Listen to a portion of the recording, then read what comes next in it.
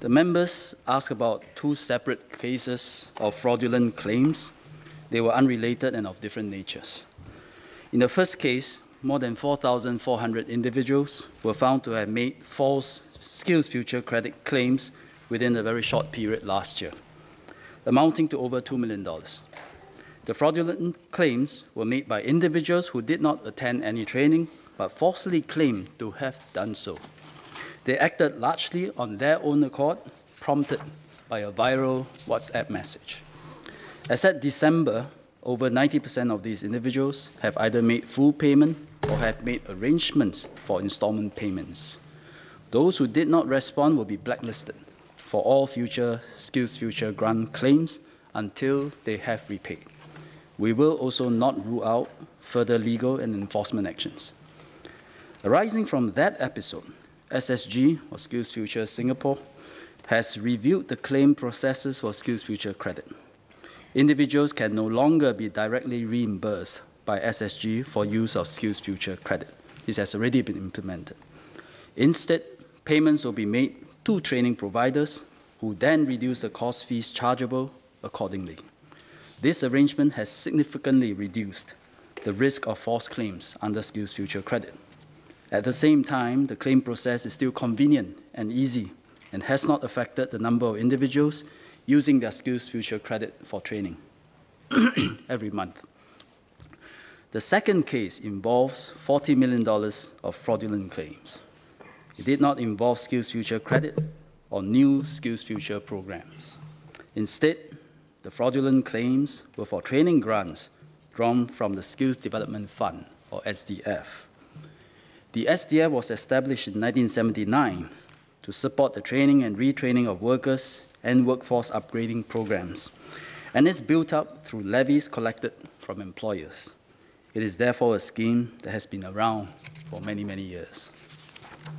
From its preliminary investigations, the police believes that a criminal syndicate was behind this. The syndicate operated an organized network that utilized business entities comprising employer companies and training providers to submit fraudulent claims. CPF documents provided by the syndicate listed employees that the police believe were fictitious. In short, this appeared to be an elaborate, conscious effort to cheat. These fraudulent claims were made in 2017, last year, and the majority made in October. When these irregular claims were detected, SSG immediately suspended all payments of grants to the relevant business entities and reported the case to the police. 5 persons have been charged with various offenses, each as engaging in a conspiracy to submit forged documents and concealing the benefits from criminal conduct. The police has also seized $6.7 million in cash and 11 kilograms of gold and frozen slightly more than $10 million in bank accounts. As investigations are ongoing, I'm unable to disclose more details about the case.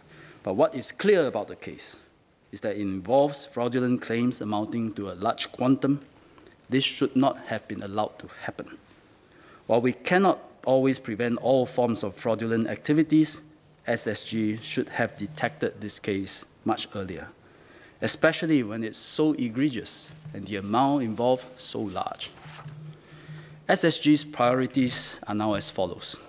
First, work with the enforcement agencies on the current prosecution to ensure that any perpetrators will face the full consequences of the law. Secondly, systemically plow through other claims it has received over the last year.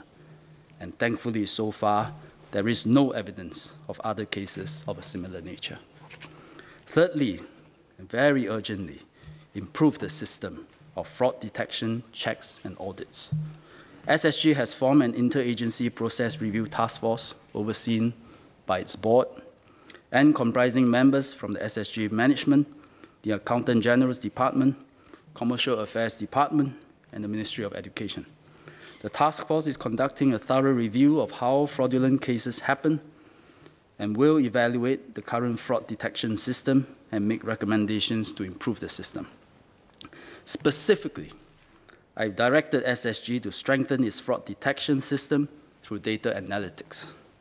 Fraudsters who are going all out to cheat.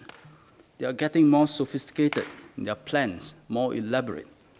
They will also evolve their approach. SSG's detection system must improve and become more sophisticated too. Through appropriate use of data analytics and drawing on data across government agencies, we can better detect false claims without significantly affecting genuine employers applying for training grants to upgrade the skill of their workers. SSG is currently getting help from both private sector consultants as well as government GovTech to get this done. It has restructured and strengthened the fraud detection and audit team. SSG has started implementing some of these measures manually and will progressively automate and systemize them. By Q3 this year, we will have a good and effective data analytics system in place. In response to Mr. Zaki Mohammed's question, as of now, no staff members have been disciplined or suspended arising from the latest fraud case, as there has been no evidence of wrongdoing by any staff member thus far. But SSG will take necessary management measures to remedy this weakness in fraud detection capability. We must also take the real culprits to task, send a strong deterrent signal so that SkillsFuture continues to serve the working people of Singapore. We cannot afford a repeat of fraudulent claims of such egregious nature and of such scale. SSG will do a thorough review and rectify any shortcomings in grant administration that it may have. But at the same time, we should not allow this case to detract from the important task of reskilling, upskilling our workforce in this period of technological disruptions and economic restructuring.